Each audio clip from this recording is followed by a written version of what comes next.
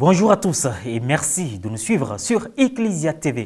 Jeudi 15 février 2024, c'est ouverte la rentrée académique 2023-2024 de l'Académie catholique de Côte d'Ivoire au siège de la conférence des évêques à Cocody Riviera 3.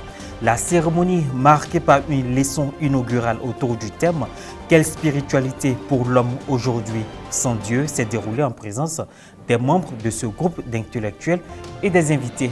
Les détails dans un instant. La visite pastorale de Monseigneur Honoré Begré Dakpa, évêque du diocèse de Katiola, a eu lieu du 16 au 18 février à la paroisse Notre-Dame de l'Annonciation de Konankaa. Rencontre avec l'équipe presbytérale, mouvement, association, groupe de prière et catéchumène, participation au chemin de croix était au cœur de cette visite. La rentrée de l'Académie catholique de Côte d'Ivoire, ouverte jeudi 15 février 2024 au siège de l'épiscopat ivoirien, a été marquée par une leçon inaugurale autour du thème « Quelle spiritualité pour l'homme aujourd'hui sans Dieu » présentée par le père Paulin Congo-Deni, enseignant de Bible au grand séminaire 5 heures de Marie d'Anyama. Reportage Frédéric Monet, Marie Abissier. L'Académie catholique de Côte d'Ivoire, ACACI, a fait sa rentrée solennelle académique 2023-2024 le jeudi 15 février dernier au siège de la conférence des évêques catholiques de Côte d'Ivoire à Cocody Riviera 3, avec pour finalité la réflexion et la production intellectuelle attachées à la foi catholique, à la dignité humaine et aux valeurs des peuples. Les académiciens ont marqué ce jour par une leçon inaugurale donnée par le père Paulin Congo-Deni, enseignant de Bible au grand séminaire 5 heures de Marie d'Anyama. La leçon inaugurale a porté sur le thème « Quelle spiritualité pour l'homme aujourd'hui sans Dieu ?» Il est prélats ivoiriens de cibler les lieux significatifs pour l'éducation de la jeunesse, mais qui portent encore des failles et qui appellent des améliorations. En premier lieu, la famille, lieu de transmission des valeurs fondamentales, a laissé l'éducation des enfants à des tierces personnes pour multiples raisons. La politique qui devait assurer à tous le bien-être est devenue un lieu de violence qui utilise la force des jeunes au service d'idéaux peu honorables comme la recherche effrénée du gain, l'exclusion, le régionalisme, le tribalisme. Troisième lieu, l'école. L'école peine à relever le défi d'un développement intégral et durable, car elle produit échec et laissé pour compte, car devenue un lieu de violence et de dépravation des mœurs comme les bisous ou les tontines sexuelles. Les écoles côtoient les fumoirs, les bars et les boîtes de nuit. On remarque un rapport problématique à la sexualité et au corps. Le pape François, à l'endroit de la jeunesse, dans son ensemble, le fait remarquer. On se rend compte que l'éducation dans les familles devrait alors promouvoir les valeurs d'amour, de pardon et d'humilité. Pour le conférencier, au-delà d'un certain humanisme sur cette voie qui conduit la Côte d'Ivoire et l'Afrique au développement, une question fondamentale se pose. Quel type d'homme voulons-nous pour nos sociétés africaines ? Le père Paulin Congo-Deni estime par ailleurs qu'une telle problématique sous-tend certainement des questions subsidiaires dont l'une des plus importantes serait de nos jours la relation au corps.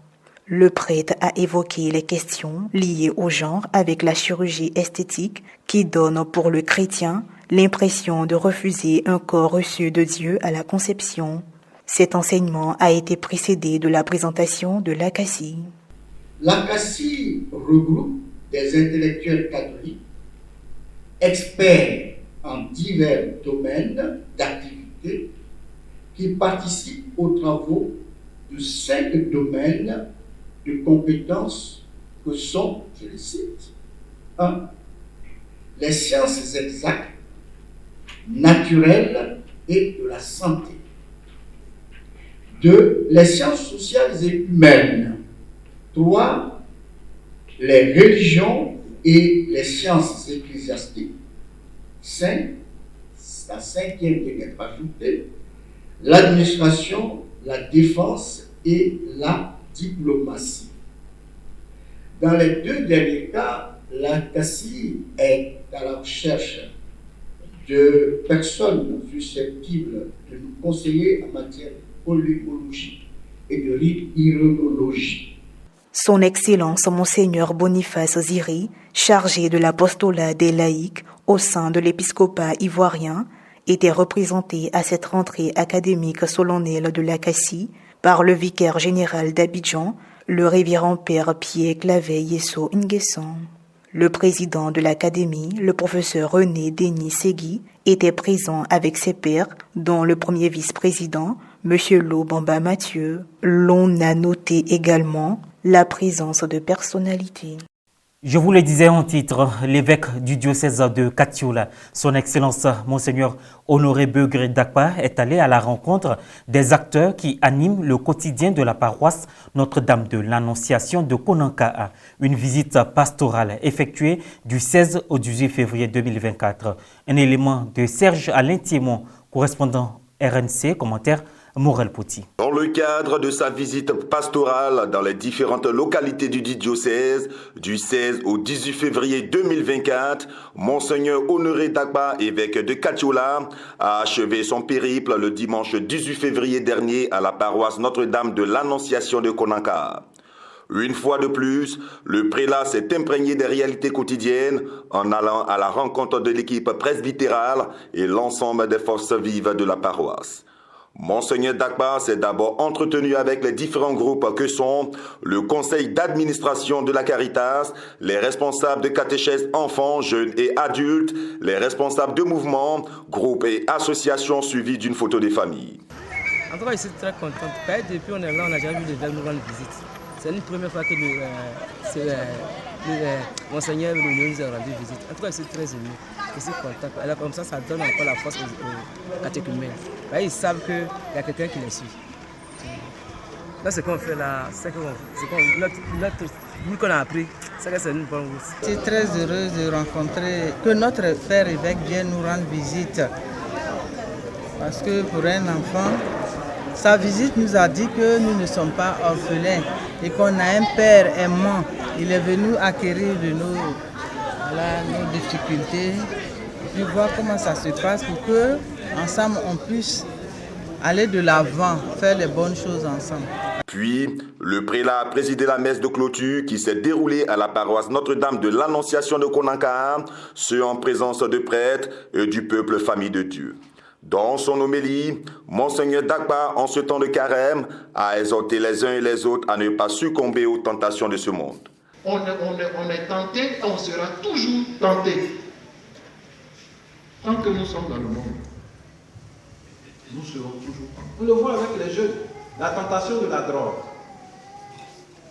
Tu es à l'école, tes amis disent il faut goûter un peu. Tu vas voir, c'est bon, il faut goûter. C'est ça la tentation. La tentation dans un pays où on te donne, tu gères des biens publics. Et il y a une voix qui dit qu'il faut voler l'argent des gens. Ils ont fait des rapports, on dit des gens vont voler des milliards. Tu voles l'argent, l'argent c'est pas pour toi. Tu voles ça, c'est pour quoi? C'est ça la réalité de la tentation. Mais quand ça arrive pour le chrétien, il faut puiser dans une réalité. Et c'est dans cette réalité-là qu'on parle de serviteur souffrant. Dans le texte, le serviteur souffrant. Le serviteur souffrant, c'est un serviteur qui accepte pour être juste et vrai devant Dieu. Et pour le salut des autres, il accepte de demeurer sur la voie de la vérité, nonobstant les persécutions. Après les différents rites, la communauté chrétienne de Konanka a offert des offrandes tout en esquissant des pas de danse. En communion avec toute l'Église, le clergé a offert un présent au prélat, symbolisant l'attachement de cette paroisse à leur premier pasteur. Ces visites m'ont permis d'abord de connaître les réalités de plusieurs endroits de ce diocèse. Je comprends que c'est un diocèse qui est vaste, qui est riche en ses diversités, et je découvre des prêtres qui, avec le peu de moyens qu'ils ont, s'engagent pour la mission. Et ça me permet de voir comment apporter ma modeste contribution à la mission. J'ai quelques idées avec la mise en place du conseil presbytéral, nous allons réfléchir ensemble. Rencontres, échanges et nouvelles visions pour l'année pastorale ont marqué cette visite pastorale. Et voilà, ainsi se referme cette édition. Merci de l'avoir suivi. Bonne suite de nos programmes.